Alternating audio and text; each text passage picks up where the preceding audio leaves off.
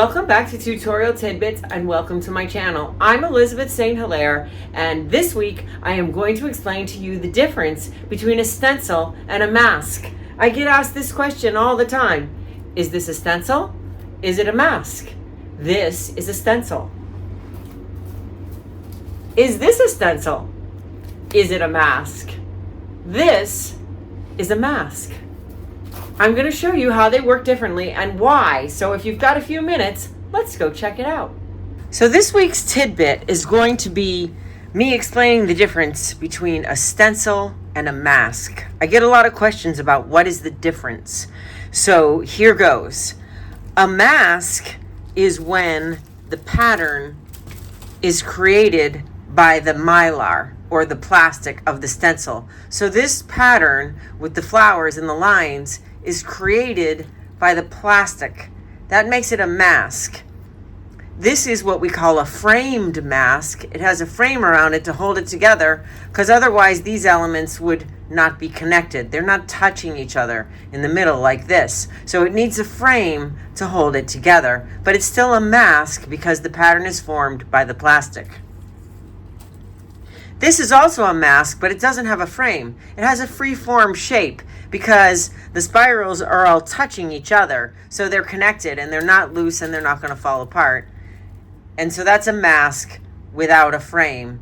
And the beautiful part about this is that it has a really neat edge. It's not contained in a square.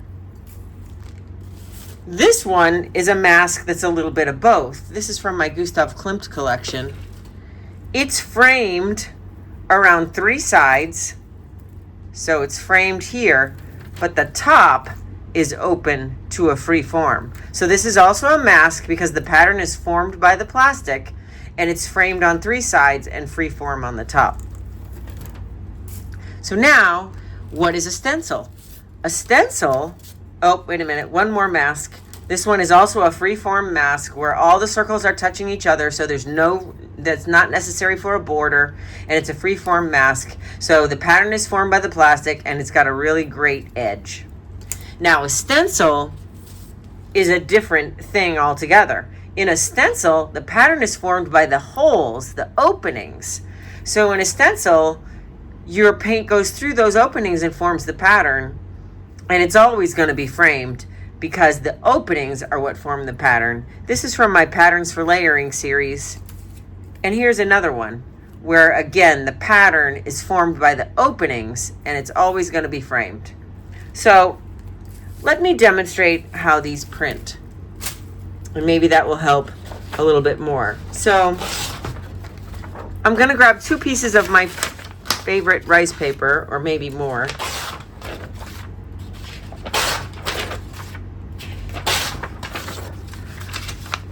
I love this paper because it's very durable.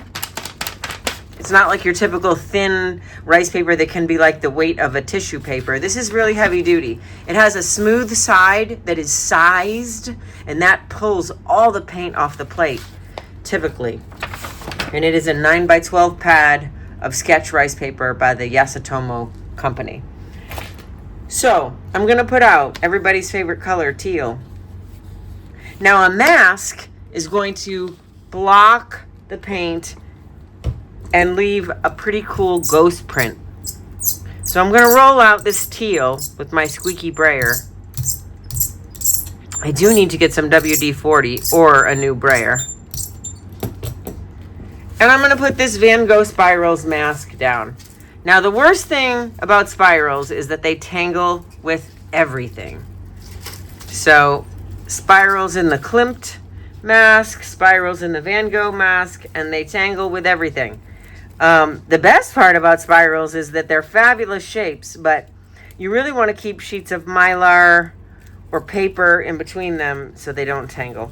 So here is our Van Gogh Spirals mask. I'm going to put that down. The mask is going to block the paint from the paper. It's going to mask the paint from the paper. So when I print this, my pattern is going to be white. It's going to be the color of the paper because it is masking the paint in that pattern. And it's quite warm in here, so the paint is drying kind of quickly. So the paint dried a little fast, but you get the idea. The mask is blocking the paint, and so you are getting the pattern of the Van Gogh spirals in the blank paper, and the paint goes through the open spaces. Then when we lift this off, we're going to get a positive of those spirals as a ghost print. So since this is probably already dry, I'm going to put green gold on top of the teal, and I'll pull them both together. So I'll put a very lightly throw this green gold on top of that ghost print. I'll get my sketch rice paper, take my smooth side and put it down into the paint. And the paint, the teal paint that was masked, will now pull up with the green gold. And we're going to get this fabulous print with the Van Gogh spirals. Now, it would be fun also to layer this with another darker color. So I'm going to bring in the turquoise phthalo, and I'm going to do another ghost print.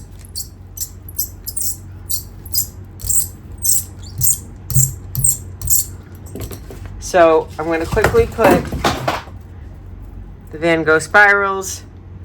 I'm going to use this original sheet. Move a little faster this time. Don't let the paint dry.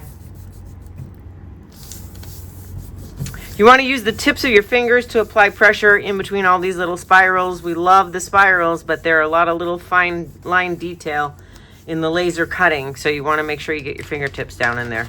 And there we go. Now we have a really good image of the mask blocking the paint, masking the paint, and creating the pattern of the mylar in the white of the paper. Now we've got a ghost print here again. This time I'm going to lift it up, and it's still going to be wet, and that is the pattern of the mask, and I'm going to transfer that onto the first sheet. And now I'm going to pull that, and we're going to have 2 layers of beautiful Van Gogh spirals in the mask. So you can see we get this beautiful outer edge shape. We get the first print, which masks the paint and gives us the pattern in the white of the paper, and then we get the ghost print, which is the paint that is trapped under the mask, and we get that pattern on the paper in color from the paint that was underneath. So that is the mask. And again, we've got this freeform mask, this mask that is bordered on 3 sides and freeform on the top. Now I'm going to show you the stencil. Oh, and then we had this mask that was bordered all the way around. This is a pretty fun one. Let's print this just to have fun. So let's see. I'm going to take the green gold and create a light colored solid sheet, base sheet to work on. So I'm just going to roll that out. I'm not going to worry about the paint that's left on my plate from the previous print. It'll just make this a little bit more interesting. We got a little bit of the Van Gogh. And now I'm going to go with the teal.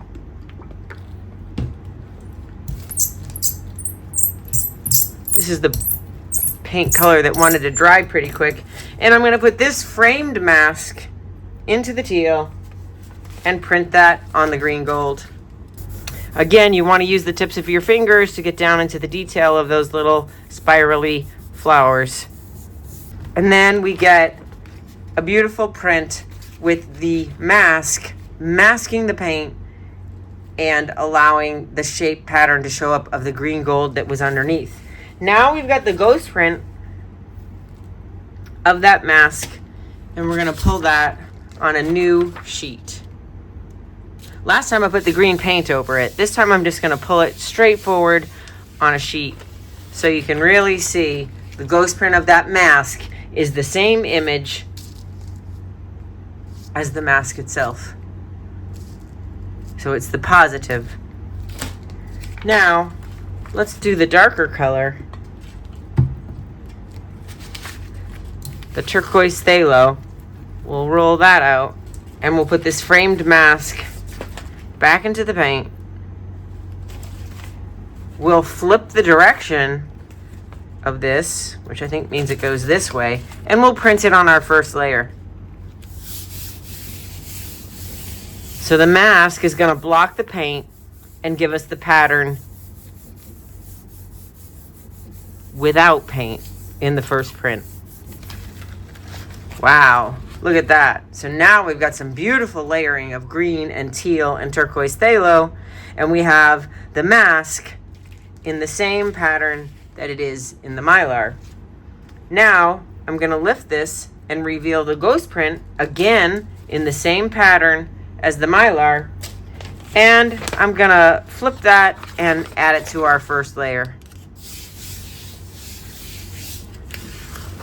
So now we've got 2 layers of that pattern and still some left over. So I'm just going to put the green gold on this,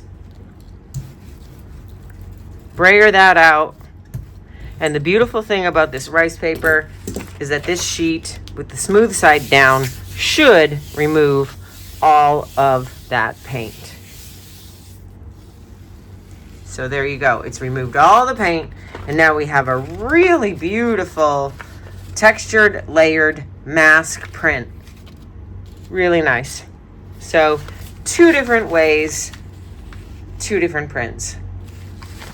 So next, we're going to look at the stencils. The stencils, the pattern is created by the openings rather than the plastic itself. So the first print I'm going to do is the green gold. And these stencils are both from my Patterns for Layering series. So they're rather small patterns that cover the whole stencil with small openings. So again, the smooth side down of that rice paper pad. And now we're going to get the pattern created by the openings. So all those flowers, they're created by the openings in the mylar. And we're going to get that. So that's the openings in the mylar that form the pattern. Now we still have a ghost print of paint trapped underneath the negative space, the plastic. So we're going to grab that paper and print. So that's the negative space. We're still getting the pattern, but here we have the pattern in the positive. So the pattern is formed by the holes. So let's do another layer of this. Let's do the magenta and the squeaky brayer.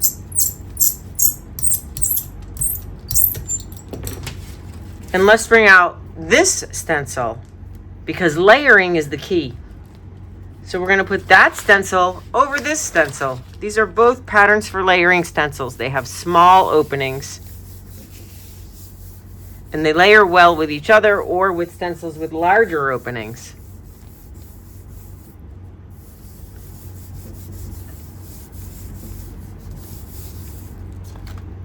So here we go. Now we've got the 2 patterns together.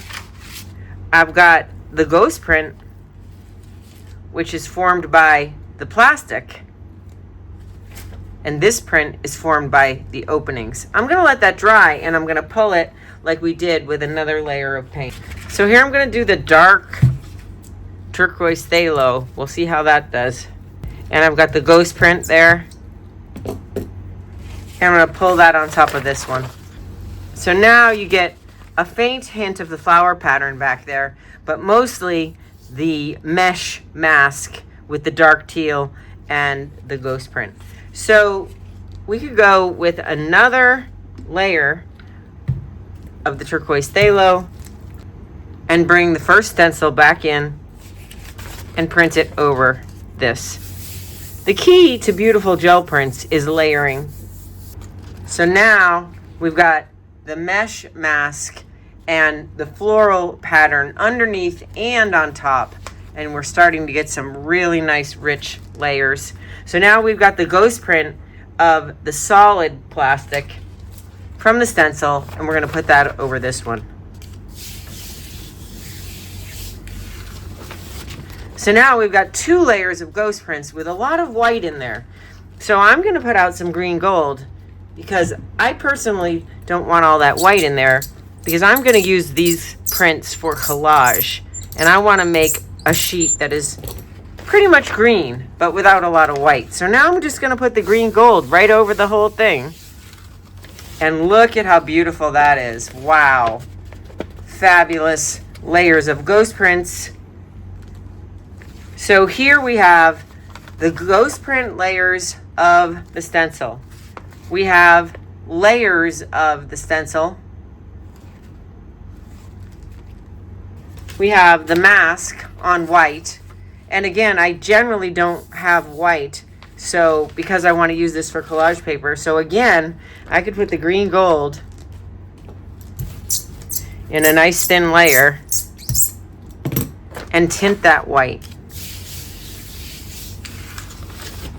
And now I have another beautiful sheet of green. So that's the mask. Then we have the ghost prints of the Van Gogh Spirals mask that we layered. We have the layers of this Spring Flowers mask. And we have the layers of the ghost prints of the Spring Flowers mask. So there you have it. The difference between the mask and the stencil. So I hope that clears things up for you between the stencil and the mask and the difference. All the stencils and masks that I use in this video are my own designs, and they're available at joggles.com. And I hope to see you back here next week.